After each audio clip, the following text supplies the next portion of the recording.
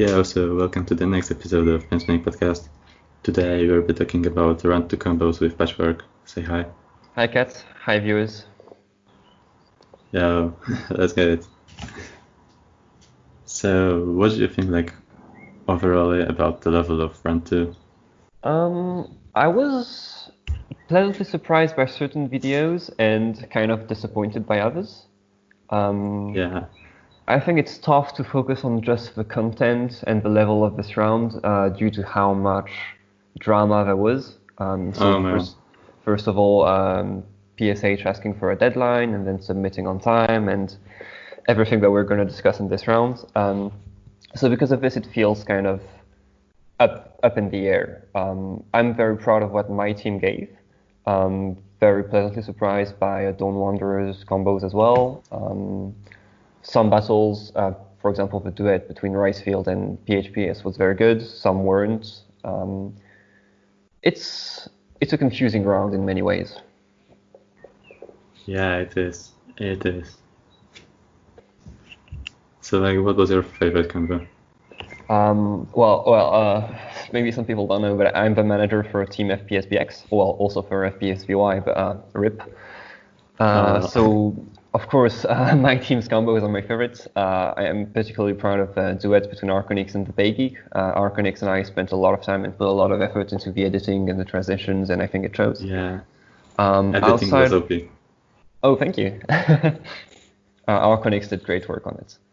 And outside of my team's videos, I really like Laku. I really like the duet between Wang and also the one between Xan and Walla.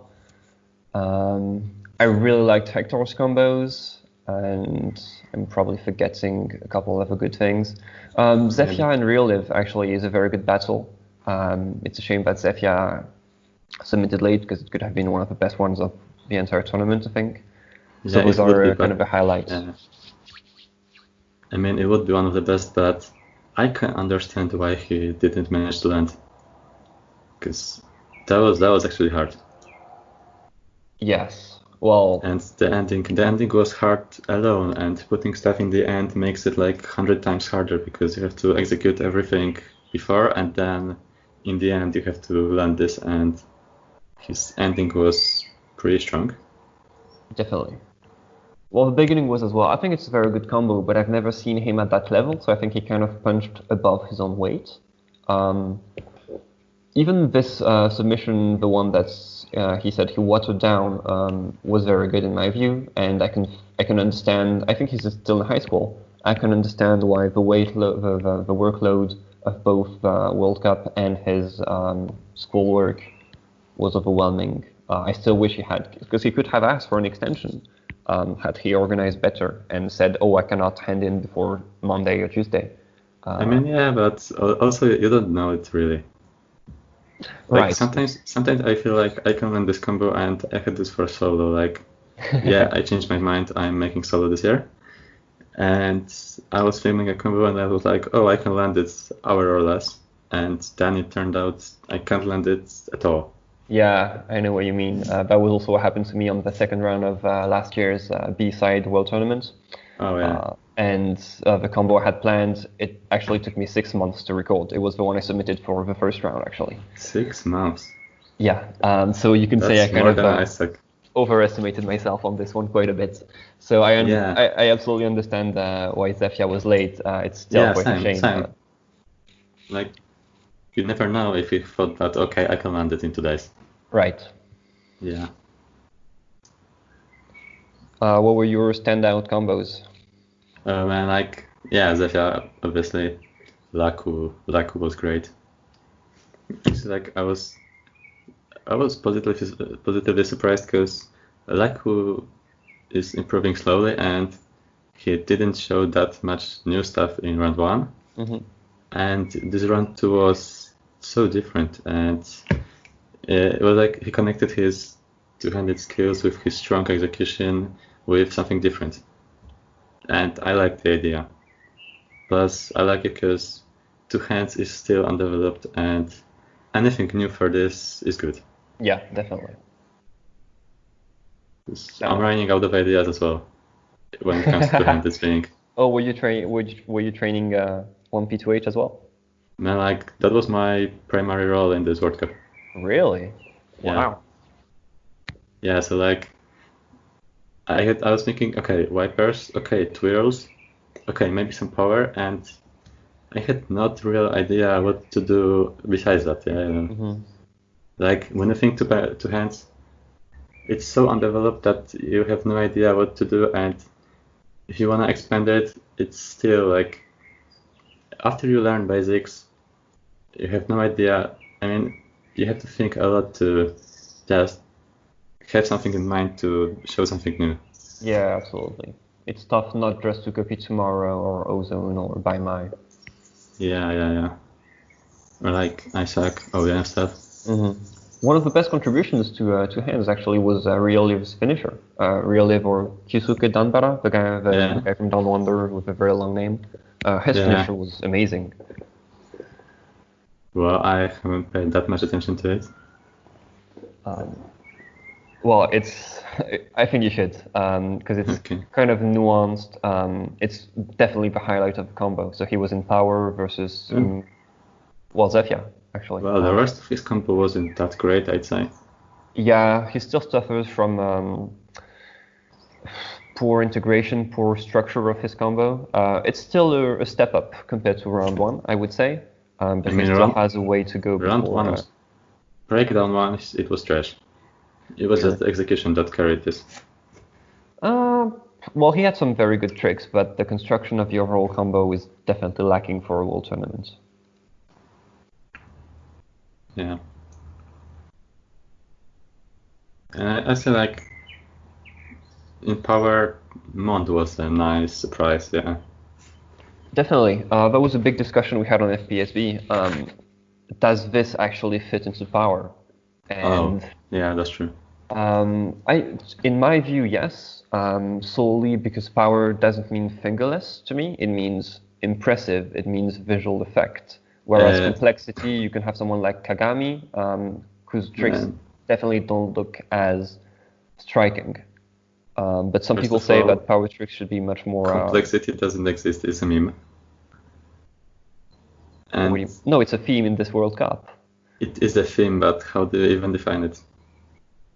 Well, to me, it's actually one of the best defined themes. It's about density. It's about hard links. It's about linking tricks together to create added difficulty that doesn't exist from just executing the tricks by themselves. So it's It's about lack of filler. It's about hybridization. It's about not giving yourself too much rest. It's about executing the combo in one go.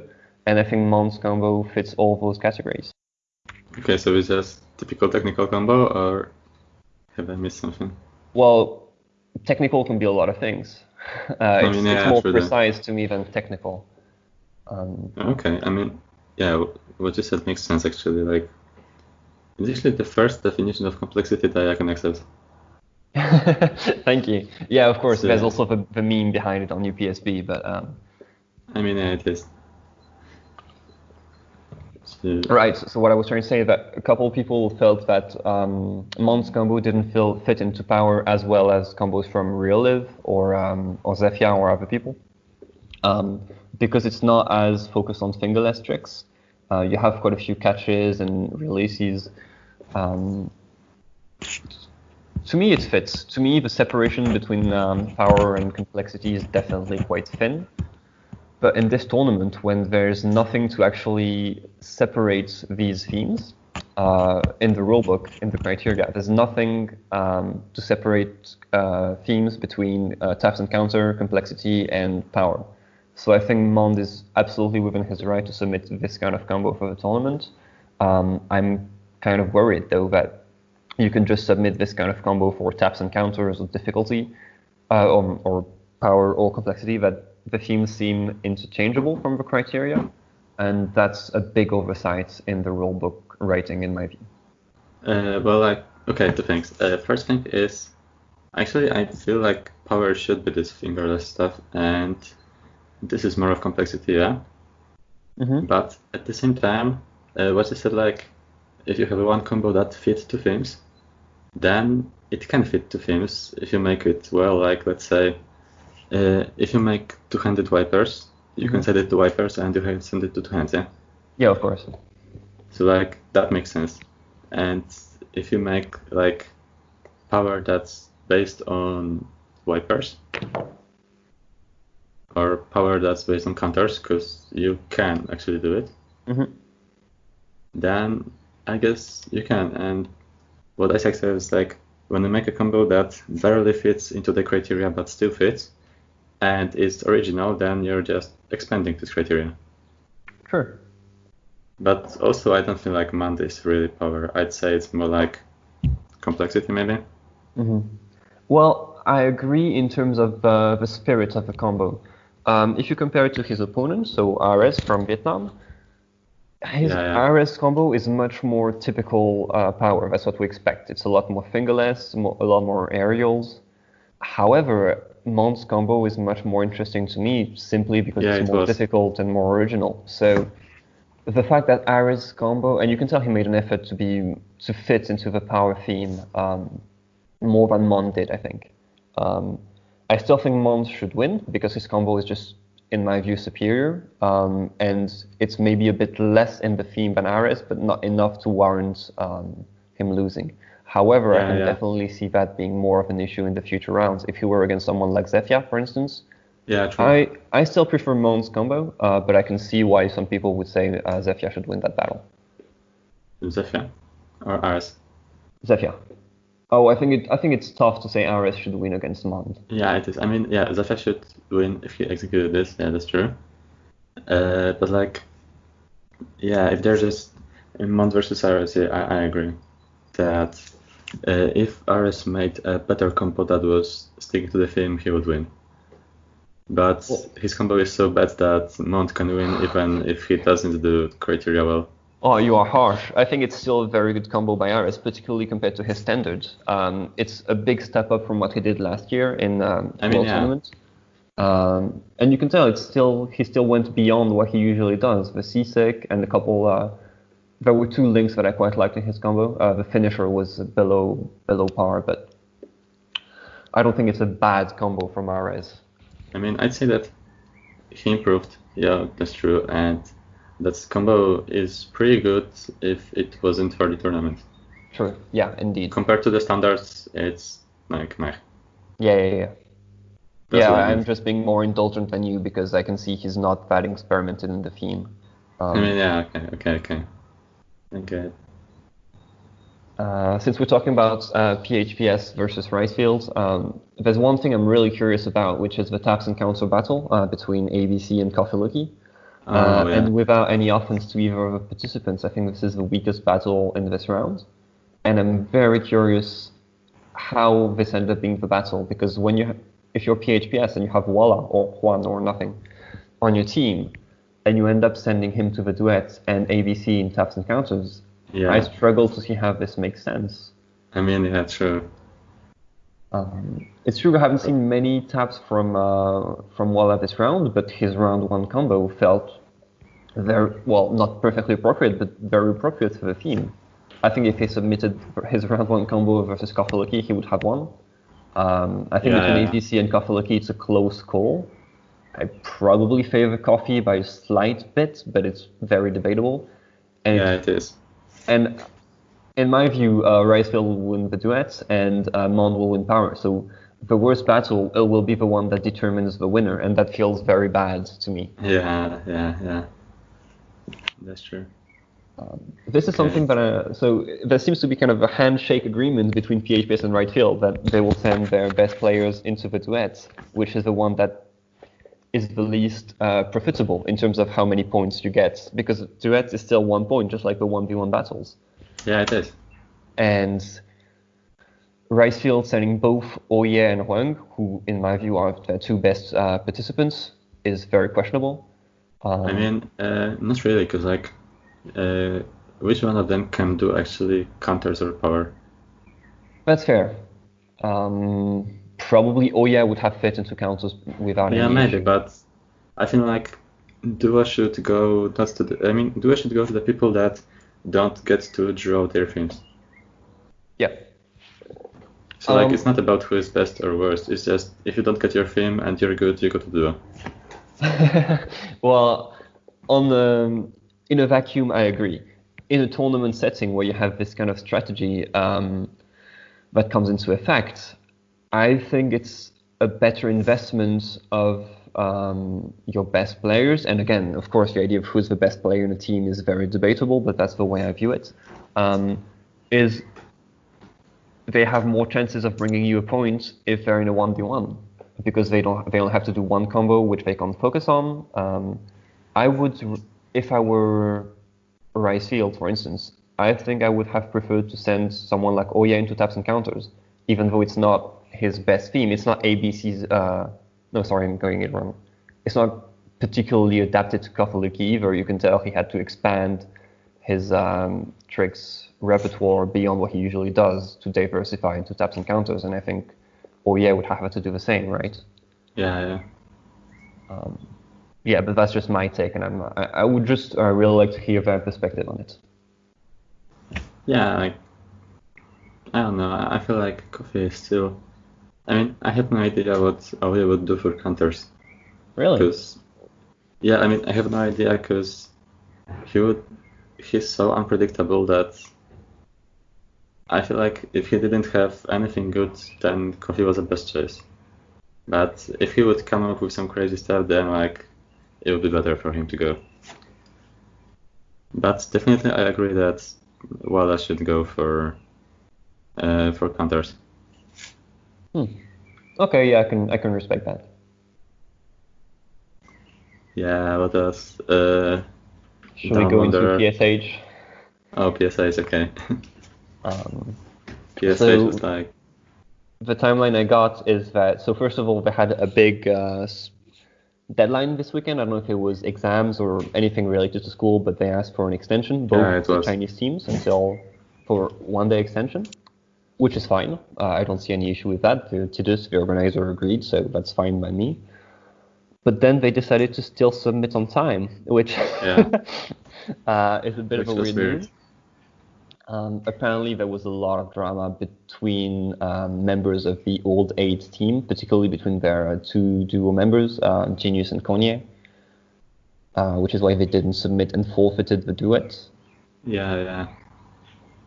That can happen. It's a shame, but I can see how it happens. I really dislike the way this was handled by Tidus, though, because he tried to both give their opponents, Ultimate Rookies Duet, the automatic victory, because Old 8 forfeited, and allow them not to publish our video.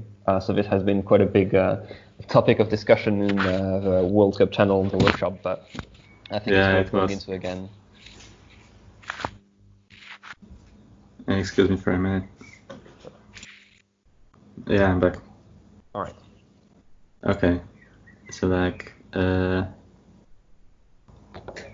want me to go again? Yeah, I guess it's still, there was drama, and I think it still would be better to just make Ultimate Rookies submit their combo, and they will. Oh, really? Yeah, they will. That's good. They said that they'll upload it today. Oh. That's very fair play by them. Thank you. Well, not to you, but to them. yeah, thank them. That's true. Yeah. Yeah. That's very noble. I also appreciate Vexy was there to communicate with us on the workshop channel, which is very, very nice. I hate to think that this drama would affect them. It's definitely not their fault. I mean, yeah, that's true. So far, I've actually been very impressed with Ultimate Rookies. The level of Vexy this round, and their level in the Japan Cup round 2 that was last week, I think. They're showing very good stuff, particularly for a team of their level. This is legitimately top tier international level what they're doing, and that's impressive. Yeah, it is. They're improving so fast, and if they won't burn out quickly, then they will be like top tier spinners. Definitely. But, well, you could argue some of them already are. Yeah, I mean, yeah, kind of is. But at the same time, I feel like most spinners who just have insane progress in first year or two just quit. It's like they either get burnt out or it comes so easily that you don't really treat it that seriously. Or I feel like what I felt after like 2 years is that after I blew up, those expectations from my combos were so high that I just needed to chill and do something else because at the beginning, like everyone was surprised, but then I would have to do like insanely hard power stuff to just make something better because expectations were so high that, well, I still spun for myself and I did what I like.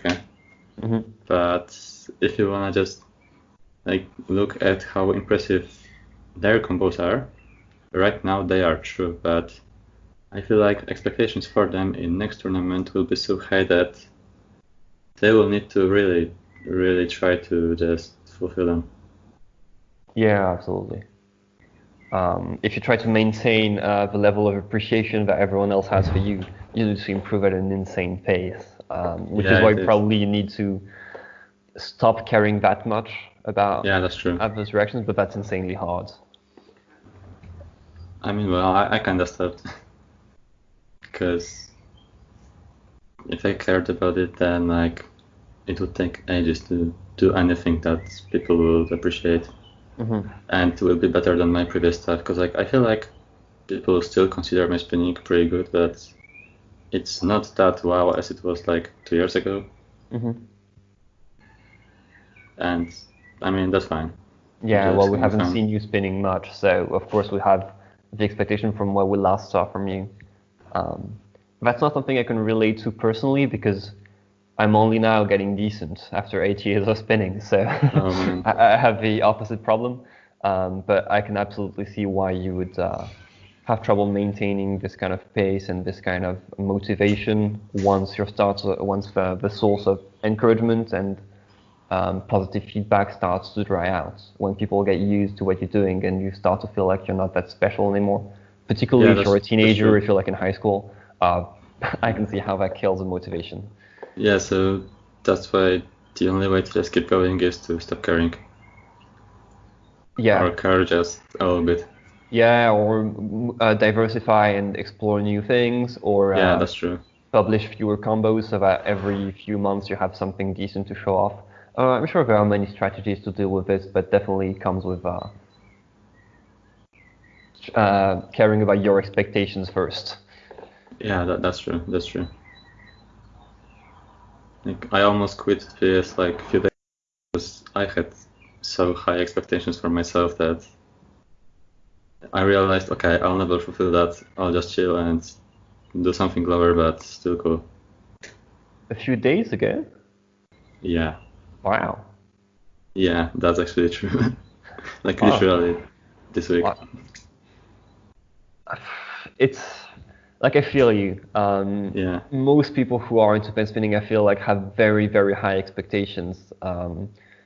Just because we don't get much encouragement unless we're actually blowing people's minds away, which is why it's something I try very hard to do in FPSB, which is to encourage and give nice words to people when they put in the effort to film something, even if it's not mind-blowing or new or good, that's true. Just to keep them going.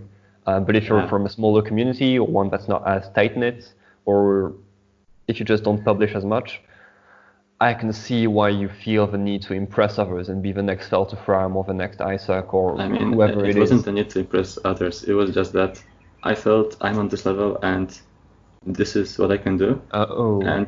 And then like it came to filming, and I was like, whoa, I'm just 2 levels below and I can do this. And it wasn't about others. It was about myself. Like I reevaluated my level. You know. Yeah. So what you were saying before about not being as good as you were 2 years ago. Yeah. Oh yeah, I can see how that would be harsh. Like that wasn't about others. It was about myself. Like I felt like, okay, I can do this stuff. I can do this stuff, and I could maybe alone. But when linked together in combo, I was like, okay, go back. So yeah, sometimes you can get discouraged because of others, but sometimes you don't need others to discourage you. It's just You can do it by yourself. Yeah, I see what you mean. When you stop practicing something, you feel like you have it in the bag, but you can actually forget very quickly. Um, Yeah, yeah. I see what you mean. Yeah, but so I hope that those Ultimate Rookies guys will just keep going. Don't care that much about what people think of them because, yeah, that's how I see it. Like, now people have high expectations because they blew up so quickly. And next year, I feel like if they keep going, they will still be impressive, but they won't be that much of wow. Right. That's Because we'll that's start to see the new weaknesses and what they're doing, and they'll need to diversify. yeah, yeah. But also like as I feel like Isaac does right now. Like Yeah. when I saw this simple fourth combo, if it was by any other spinner, I would be impressed, yeah. But when I saw Isaac, I was like, yeah, this combo is really great, but well, he can do it better. Yeah, it starts to strike us less and less because it's visually quite similar to what he did in the I mean, semifinal of World Tournament. oh no, I wouldn't compare it to that. I'm just saying visually. It's the same style of Maybe like visual. round 5 was heavens above it. Yeah. But that's what I'm saying is that when you Yeah. compare it to this high point, it gets Yeah. less impressive. Whereas Yeah, it if gets, it but was it's still from good. someone else, it would be an amazing combo. Yeah, that's true. But like he sent it for a collab, so it's understandable that he won't send this level. Of course. Yeah, but so that's what I mean with this Ultimate Rookies. Also, But well, you said you hope they stop caring about others and keep going and become even better. To be honest, I think some people just aren't willing to put in the effort for long-term improvement, and they're more interested in short-term recognition. And I think that is fine. I think if you realize, if you're like Sutama, for example, you blow through the roof very quickly, and you have all this praise, and you realize the praise is what really motivates you more, and that you don't get much enjoyment out of spinning alone anymore. I think it's fine to stop or to decrease your rhythm and just do it in your room once in a while. I mean, yeah, that's true as well. I don't think we should tell people they have to keep spinning, particularly because it doesn't have to be competitive. If it's something that you enjoy doing every month, Yeah, that's true. that's still practice. That still counts as spinning, just another way. That's true. But still, I like to see them improve because I want to see people improve and expand PS, so I have something to copy. Right. I guess that's part of the pressure that people get on their shoulders is they get chosen as representative of a community, the chosen ones, those who will well. bring us new levels. Yeah, that's. maybe. I think that's part of the hope we put onto certain spinners. Yeah, maybe. So yeah, that was Ultimate Rookies, or no, they had actually Vexy, and we haven't talked much about it. Because I think that C70's Viper combo was decentish, but I felt like it's watered down beige. Yeah. Like literally. Well, it's still very clean, particularly the cardioids. Same cardio is that beige spams. Yes, of course. I wouldn't say. Well, to me, what matters isn't that it's watered down beige. It's that it feels very. I don't know the word in English. By the book. It lacks surprises. It lacks pace. You have a couple direction changes that are. I won't say lame, but too easy for such a combo. A couple wipers that just are the same but on different slots. It likes variation in a way, and I think it's normal for such a young spinner. He's the only one who's actually like spinning at the level you'd expect for his age, right? Yeah, true though. It's just that compared to all these other prodigies in his team, he seems. Yeah, that's true. Worse. I think he's still improving. It's still a better combo than what he did in round one because his execution improved. But yeah, I agree with you that in a World Cup, if he wants to win battles in the next round, he will need to go beyond that level. Yeah, yeah. So yeah, let's go to this flexi combo, which I feel was actually more counters than other counters combos. Mm-hmm. Like more suited to the theme. Yeah, And pretty strong, but still not what I'd expect from this theme. What would be what you expect from this theme then? More counters in a counter combo. So would Mango fit? Yeah, I guess so. Like Mango stuff, Dark Tea stuff, Punko 2 stuff. Right, well, Ponka 2, Vampire, there are maybe. quite a couple tricks only he can do, but Yeah, I feel I mean Dark Tea that's stuff true as is well. kind of formulaic by now. He says it himself, it's kind of overused backtaps that he uses. And Yeah, it is. I really like what he does, but I don't think we should recommend people copy him or use his repertoire because it starts to get repetitive. Yeah, I'm not saying about copying the exact same links. I'm about Of this course. effect. Like But more even of just the context this kind of stuff. Like maybe what Isaac did in his counter combo, like in February last year or something, or this year, I don't know. But he did this counters combo, which is basically technical counters, and I liked it because like what I meant is not copy the exact same tricks and links, but go for this effect that those are actually combos with ton of direction changes. Mm-hmm. Instead of just going some tricks, then one direction change, then few tricks, then direction change, and it's like it's not really counters. Right. Well, I don't know what Isaac combo you're referring to, but I agree. I think in this instance, Vexy wasn't far off. He still had a decent structure to the combo with a couple tricks that gave nice space and then a counter. Yeah. Would you say Gunter's combo fits your vision? Not, I mean, I watched it, I remember it, but like, I remember it was close, but not really. All right. Oh, you can remember like Taiko from previous PS. No, it was Team World Cup. Mm-hmm. This is Yeah, it versus wasn't his PvP. team, so Yeah, like you remember this combo? yeah. Like 33 counters in like 15 seconds or something. Mm-hmm. Okay, that's what I mean. All right, so to you, it's about just the rate of direction changes and taps in a combo, right? There's one thing, and second thing is this effect. Like counter combo shouldn't look like a usual combo. Like it shouldn't flow like usual combo.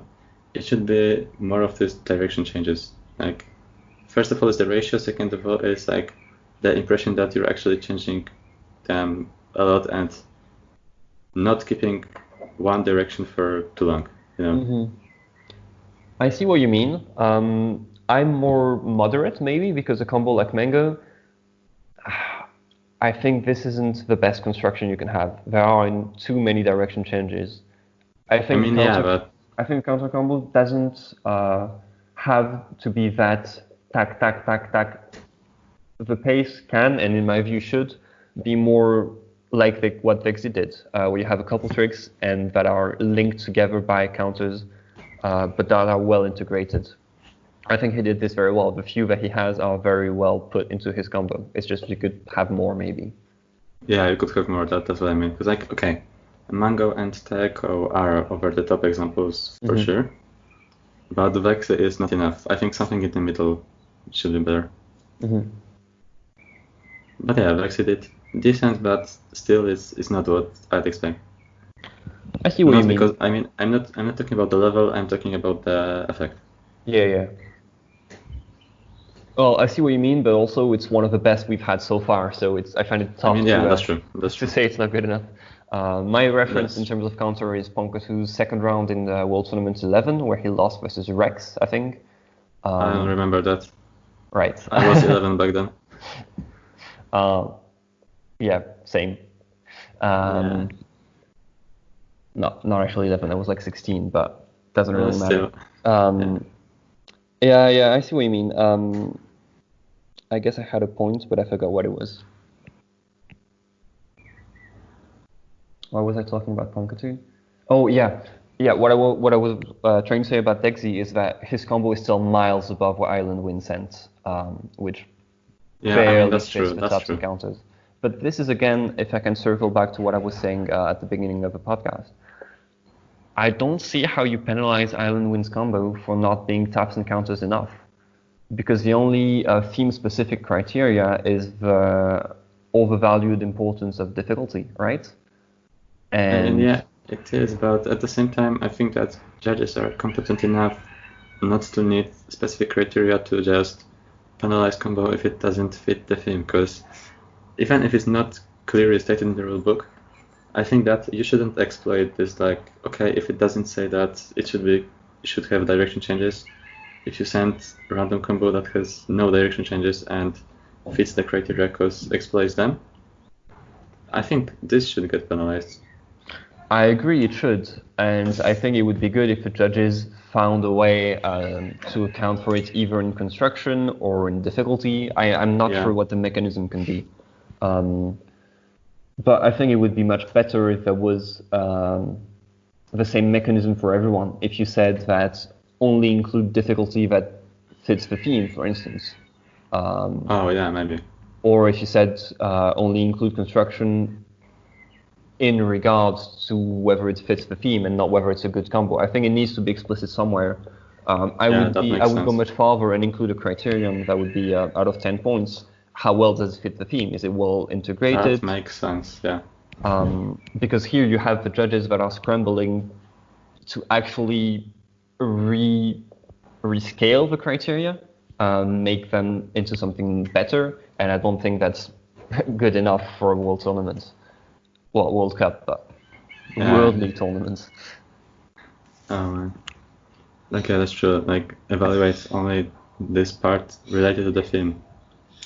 Like, Padres 2 hands had this 1 hand finisher, Yes. and I think it shouldn't really count for anything because it wasn't 2 hands. Yeah. You could say that. I think that's as good a mechanism as the judges can find, really. Well, I don't think Padres would win even if you account for it. Say you don't count whether it's 2 hands or not. Laku is still above. As a I mean, combo. yeah, that's true. But there can be other circumstances where it's much more important to accurately account for if it's enough or not. And in that case, it can be hard to actually say, okay, do we just drop anything that isn't two-handed? Do we disqualify the combo straight away? I think it's a shame that it isn't more precise. Yeah, because then I feel like ozone combos would be heavily penalized because he does 2-handed Vipers, but at the same time, he does so many stuff with his right hand only. That's true. I don't mind a couple tricks that are only with the right hand, but definitely that should be accounted for somewhere. Yeah. I like Patrick's combo. As for, I mean, in the tournament scale, maybe it wasn't that great, but he said like he spent a week or 1.5 a week on this. Mm-hmm. So that's pretty impressive. I agree. But, yeah, it's but for a than what I tournament, thought it's he not would enough, come up and with. luck will just eat him. Yeah. Well, that's what I expected would happen in many battles. Laku is way above really anyone else in 2 hands, Yeah, except maybe Oye. Isaac. Yeah, but he's not participating, so Yeah. I think his only worthwhile competition in this tournament is Oye. Yeah, that's true. One thing I'm really curious about is that we've seen a couple people already in 2 rounds go for 2-handed stuff in themes that aren't 2 hands. So we had Walla and Xan in this round. We had Penten in the first round. We had Banan in the first round. Even Realiv in this one. I think out of all those examples, only Realiv is the one for whom it made sense to go for 2 hands. I felt others are kind of trying to show off, oh, we can do 2 hands as well. Like, we don't need to because we didn't get the scene, but we can do it as well. And I think that's a very odd choice. Depends. Like, if they have more stuff for 2 hands, then why not? Like, if they have way better stuff and they're just doing they have stuff that wouldn't really win in round 3 two hands, because round 3 is like semifinals, so you need hard stuff in there. So if you got something that's not enough for semifinals but still good, then now's the time. Right. Yeah, I guess I'm just assuming that they would have better stuff in one hand because that's their specialty, right? Except maybe for Pen 10. Yeah, true then. But for Walleye Sound, I would expect them to have better content if it was just one. Maybe they've been practicing two hands for months and it's actually what they do now, and maybe I'm misjudging. Yeah, maybe. But if it isn't, then yeah, like, we'll see next round. This is another aspect. The random generation of themes is such a weird thing. Yeah, it is. The fact that you can have battles decided entirely by who has the least bad person in two hands. Oh man, yeah, I mean that's kind of true. Because, for instance, if we go against Ultimate Rookies or even Old 8 in the next round in the semifinals, because, okay, so if Ninjon wins, they have Yaya who's good at two-hand stuff, right? But Yeah, if we true. win, we don't have anyone. Oh, Right, yeah, I probably shouldn't say this in public, but oh, no, it's fine. I mean, everyone knows it. And Ultimate Rookies doesn't really either. Like, Haru has done some two-handed stuff, but it hasn't been like a full combo. yeah, true. For All Date, I don't think they've shown anything in two hands. If two hands comes out, I don't think it'll be a battle worthwhile of the semifinals, and I think that's a shame. Yeah, it is, but it's more of like the problem is that teams are entering without specialists in certain categories. That's the problem. Like, well, you should have a well-rounded team. And when I was making the teams for the French community, we thought about this problem for a long time, but you can't just create a specialist out of thin air.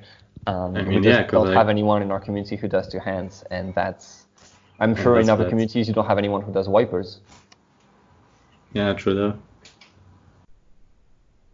And it's just, I don't mind being penalized for not being as diversified as others.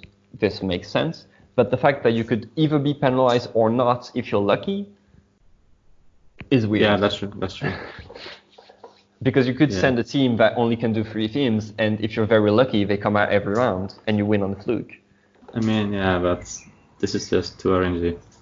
And yeah. I wouldn't count on that, but yeah, that's true. Like, sometimes you got maybe, let's say, one bad matchup. Yeah. So that's actually like, if you get this one bad matchup and the opponent team doesn't have their own bad matchup, then that's random. Yeah, of course, your version is the more reasonable one. But I think it's actually what happened between our two teams in the World Cup 2018 in the quarterfinals. What was our name? Oh yeah, Team Punt Cannot. We were against the Polish team, and we drew very favorable themes. We had taps and counters, esthetism, and duets. And you didn't get any of the good themes. You didn't get complexity, you didn't get power. That really favored us, that draw. Yeah, I mean, power.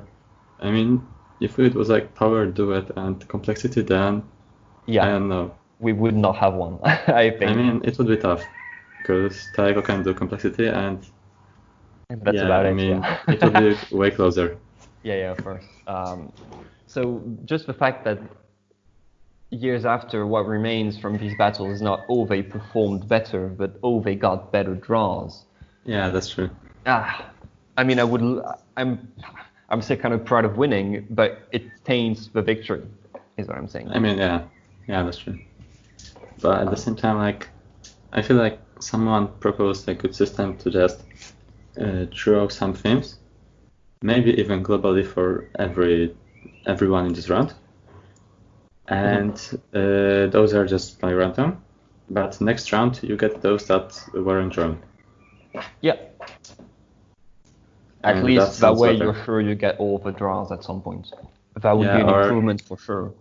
Yeah, or system who someone proposed, I don't know, it wasn't you, this like first team picks one theme. Yeah, that was me. Yeah, so like your system. Well, we just copied it. We were discussing this with ABC, I think, from it's the CS:GO Counter-Strike. Yeah, but still, it works. It works. system. I think so. Yeah, just usual draft.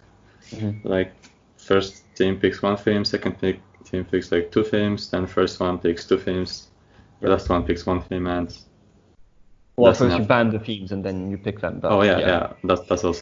Chidis was we suggested it to him and he was like, no, this wouldn't work because you have managers from teams in different time zones, so it'd be hard to actually get a time slot where people can get together and say, I pick this theme, I pick this theme. This can be asynchronic, I'd say. Yeah, I think it's still worth going for. It still will be good. But like, indeed, maybe you would need more time between rounds to account for the 2 days, say, of team selection. I mean, even today's team selection won't be that bad, I'd say. Well, you don't even have 2 weeks to do your combo, so you best come very prepared in that case. Yeah, like, we can solve that, I'm sure, like, okay, maybe if we don't even get this one date, then we can make something like, okay, let's tell the organizers, I want to ban this, this, and this in this order. And let's say I want to buy wipers, counters, and two hands. So I ban wipers, then if my opponent bans counters, then I just ban power and two hands. And if I don't, then I buy counters, you know. I thought about this, but it can get very complicated. I know I wouldn't feel comfortable sending this to an organizer because my thought process would very much depend on what they've done at the moment. True though. So like in theory, yes. In practice, you can get some organizers who send too complex instructions, and then if one of them doesn't speak English well, then they get lost in translation, and you end up with themes you didn't want. I would be wary of something like that. I think we should do like smaller tournament based on criteria and do this to just test if it works out. Huh? That's an idea. Like not really a World Cup, but just something smaller, even for fun. Like, just go battle, have fun. Or even like a board tournament. FPSB is pretty big, so you can do it, yeah.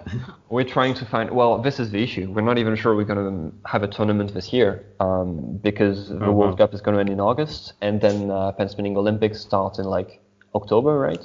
Yeah, that's true, but like we have 2 years until next World Cup.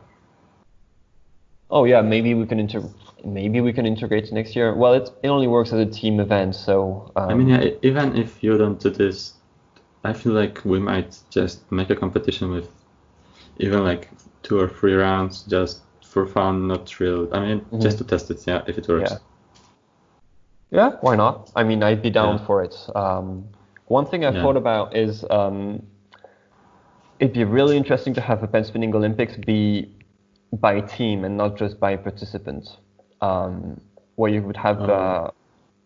So again, of course, your guys are organizing it for this year, but just as a hypothetical, if you submitted not just one participant for two hands or stand up or whatever theme you want, but you sent a team of people with one per theme, you could keep a team-wide aspect just like in the real Olympics. Do you think that could be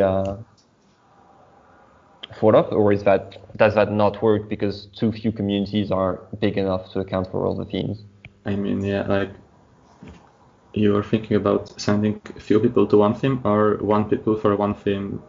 One person per community. So you would submit a roster. So the French community, for instance, would send one person for each theme, and maybe a second roster if we have enough people, but just have it be one representative of community per theme and not have 4 French people in complexity, for instance. Oh man.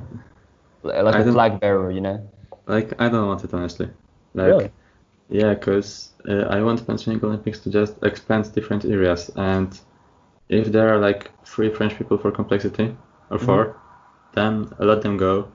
I know there weren't, but if they were, just let them go there, expand it, and I mean, the point of PSO is compete, but it's more of, first of all, give people a chance to fight in their own theme, not in like in World Tournament you get like there's one criteria for everyone, and here you can just fight in your theme, and in World Cup you might not draw your team, and that's why in PSO you have 100% chance of drawing what you chose because you chose that.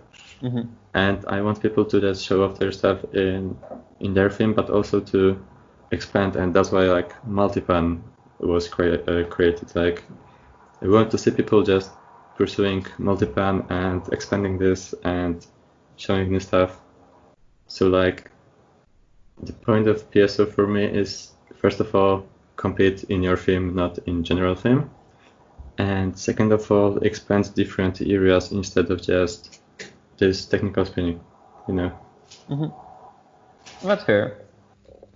It's more about this variety, and I'd rather see like, let's say, 5 Japanese people coming to aestheticism and expanding this, or okay, maybe I don't know. Well, it's tough to expand aestheticism, but Yeah, like okay, but I mean, let's say like two hands, for instance. Yeah, or multipan.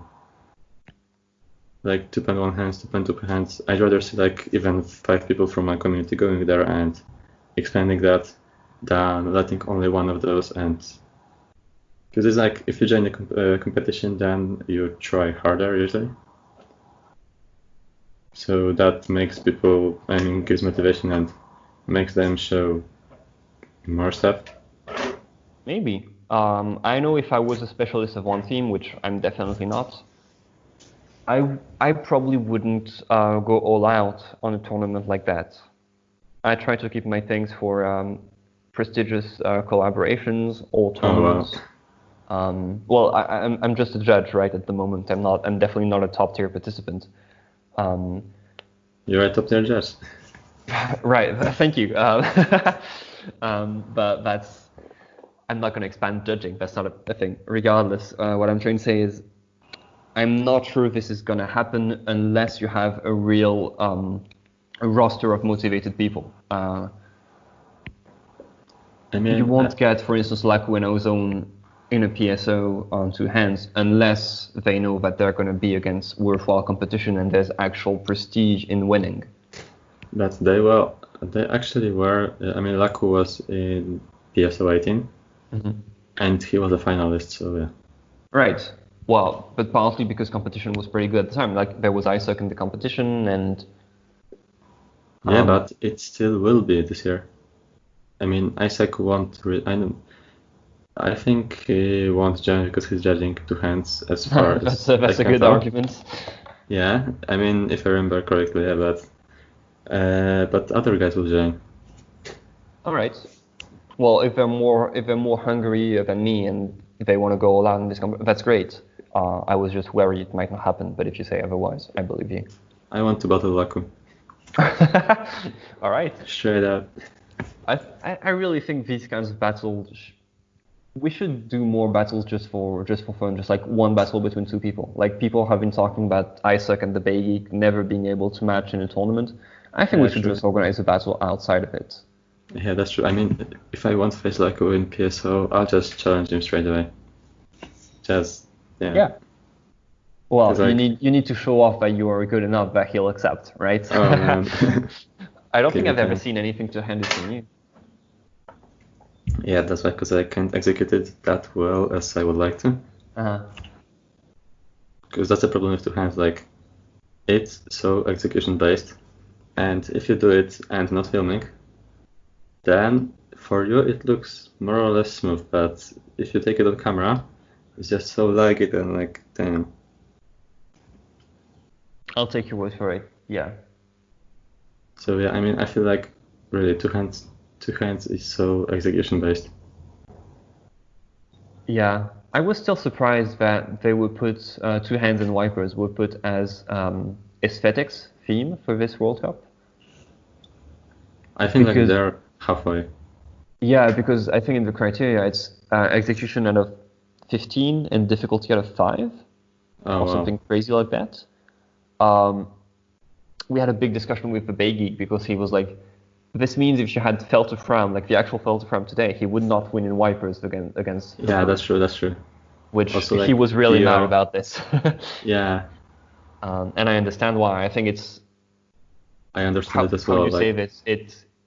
It narrows what's possible in the category. Yeah, that's true.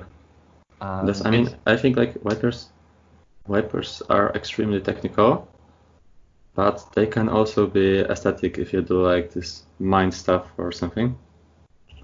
Well, I've always thought Mind wasn't good looking, but that's my personal dislike of his Oh, wow. construction. I think he copied lacks his combo once because space. yeah, he's good. Yeah. I like Oh, how definitely. it looks. We've been in Well, countless I like. discussions with Tash because he loves Mine and I really don't like him much, but I mean, that's just yeah, a pet peeve. that it is. But yeah, that's. I think like wipers are not really a one theme Yeah. because you can't compare mines to, let's say, 9 wipers or Isaac's wipers, Well, you can, but with which criteria but it is the doesn't question. make sense.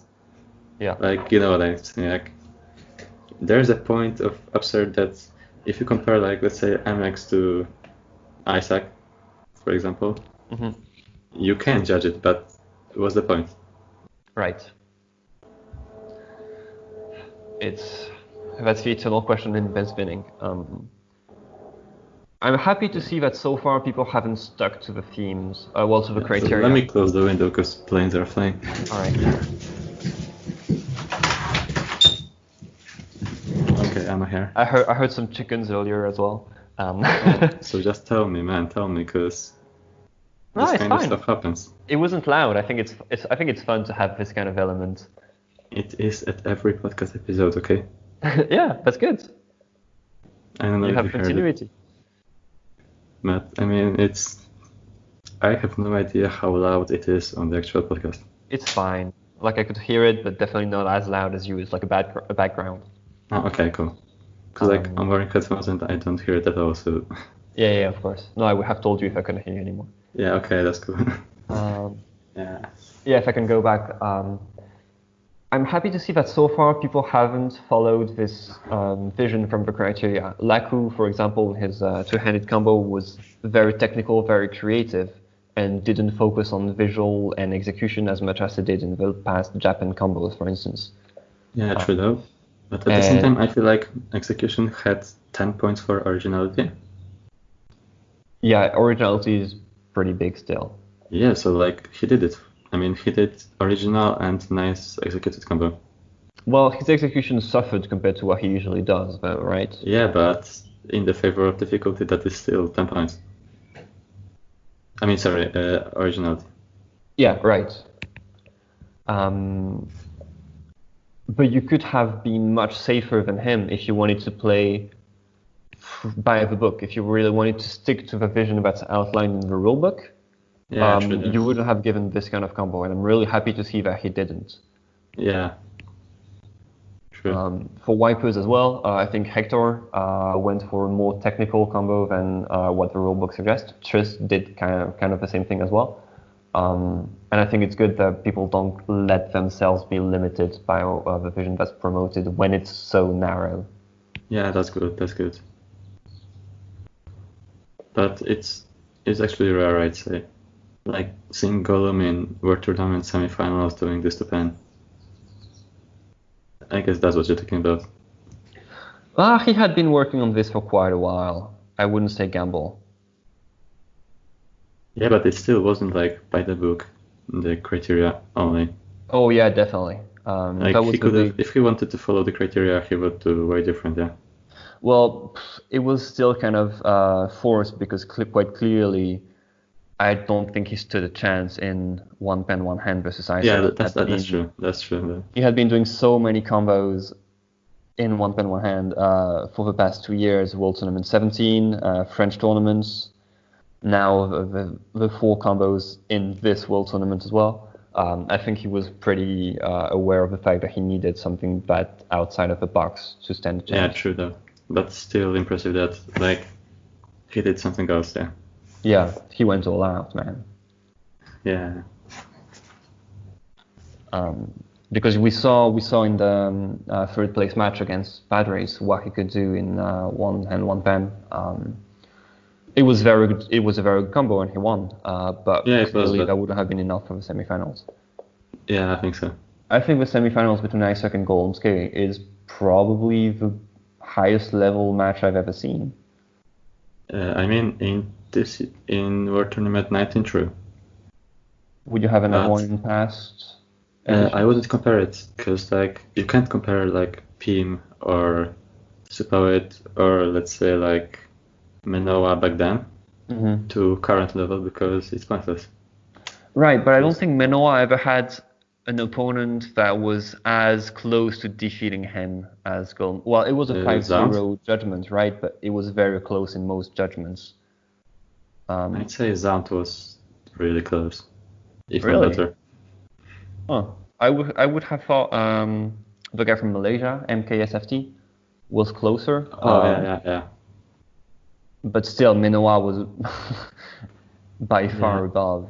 I mean, like, I wouldn't compare it, because you should compare it to, obviously, to their own era. Yeah. Because like if you put Penspinning round 1, it wouldn't make it past round 1. Of course. I mean, if you talk his finals, yeah. Of course, but you have to always put it back in the context of for the time. Yeah, that's true. So like I'd say like for current era, sure, Isaac versus Golden is probably the best fight. But I won't say anything about stuff that happened before 2017, because I wasn't really around and I can't tell how the standards were. 2013, I don't see much either. World Cup 2014, I wasn't that aware, so maybe there was a great battle I'm not fully aware of. World Cup 12, I don't think there was. Right. Now, it's always a very difficult question, but Golden Skate's combo is the best one-pen-to-hand combo in history, and it's so far above any combo in the same vein that came before. Just wait for Isaac solo. Sorry? Just wait for Isaac to show some crazy one hand in his solo. So I have no idea if he's preparing one, but if he is, then this will be the greatest combo. I can do this as well. I too can do it, maybe. I hope he shows something like that. Why not? I hadn't thought he would be interested, but I don't know what he does really well. I mean, he's interested in like X-pen, X-hands, like 1-pen 2 hands, 2-pen 2 hands. So I hope he has some 2-pen 1 hands as well. Yeah, we've been saying it wrong for a while, I think. Yeah. I hope he will do that.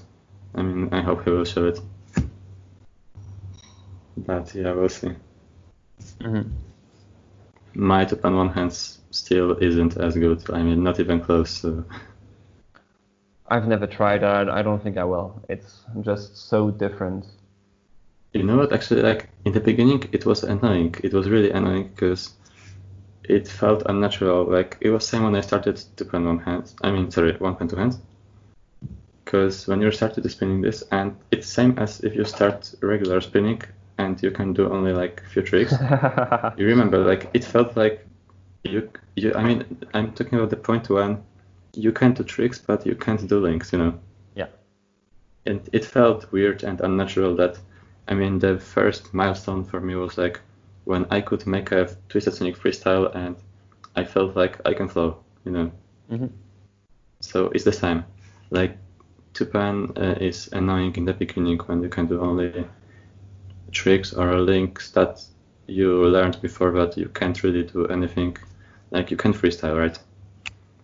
But once you have this control, once you learned enough to just be able to pull up a simple freestyle and you feel like you can flow with this, then it actually starts to feel really good. Yeah, definitely. That's probably the biggest, as you said, the biggest breaking point. Yeah, you have to reach this point though. And not many people did because it's discouraging in the beginning. But if you reach this point, then 2-pen is really fun. Sure it is. I'm still in awe of what Golden Skate did in his semifinals. You have some moments where you have the 2-pens moving at the same time in similar movements but opposite directions. That creates an effect I've never seen in a combo.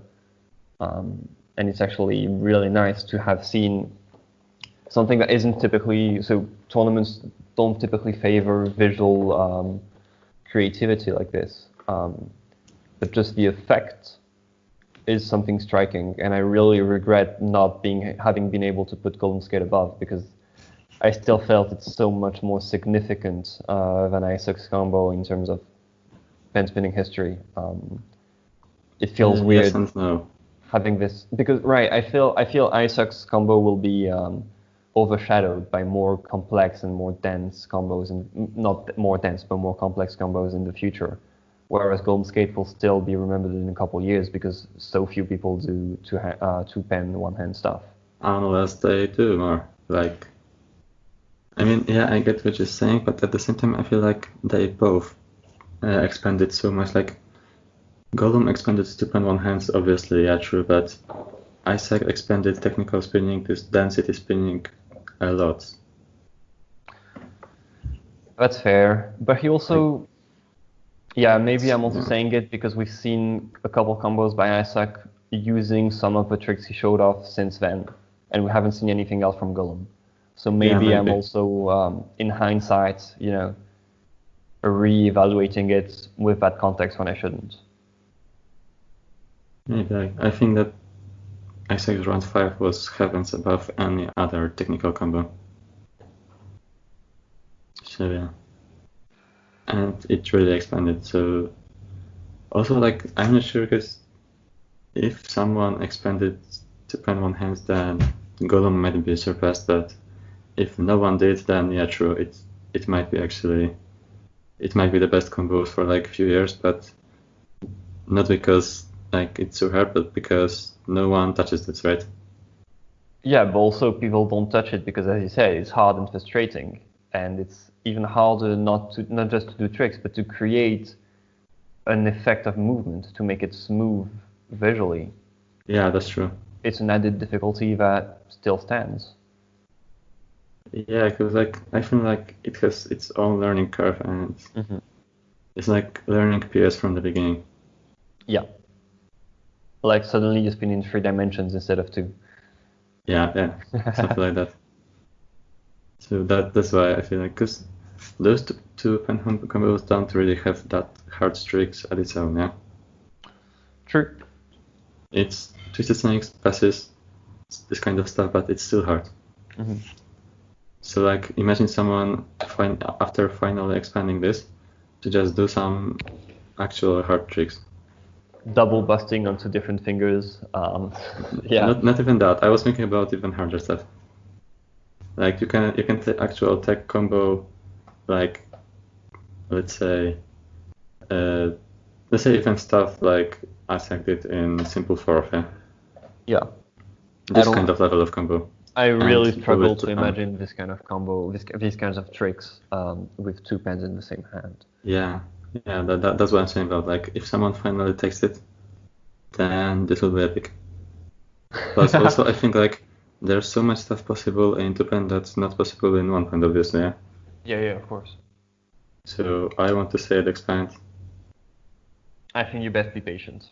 I don't know of anyone else working on it behind the scenes. So. Isaac. Well, okay. I mean, I'm not sure, but he might. Have a hunch. Like, Okay. I'm not sure what he's working on because like, yeah, he hasn't released anything from his solo, and it will be a bomb like showing all these combos at once. And I hope he has some 2.1 hands as well.